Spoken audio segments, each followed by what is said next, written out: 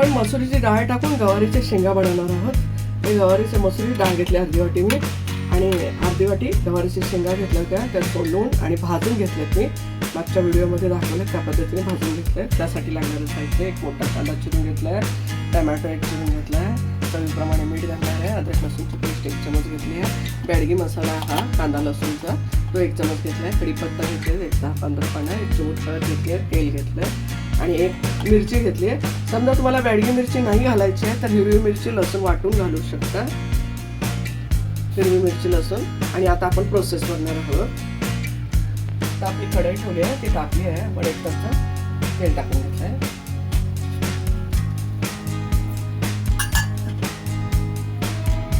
आपण कांदा टाकून घेणार आहोत. कांदा आणि मिरची,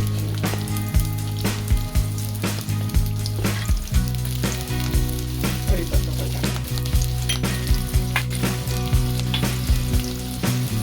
कांदा गोल्डन परतून घेऊया. आपला कांदा गोल्डन झाला. आपण मसाला टाकून घेतलाय. अद्रक लसूणची पेस्ट पण टाकून घेतली.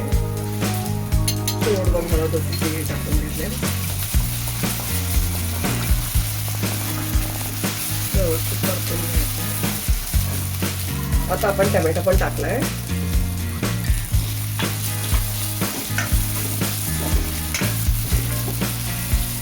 गवारीच्या शेंगा पण टाकायच्या. आपली गवार परतून झाली आहे आणि गवार ऑलरेडी भाजल्यामुळं ती परतल्यामुळं ती खूप लवकर शिजते. डाळ मी धुवून घातली आहे. डाळ धुवून घालायची आहे.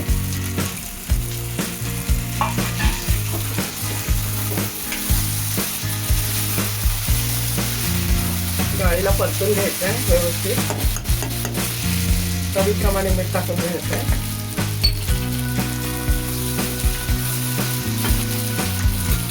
अर्धी वाटी डाळ होती ना, तर 1 वाटी पाणी घेतलंय मी. थोडं गरम करून घेतलंय.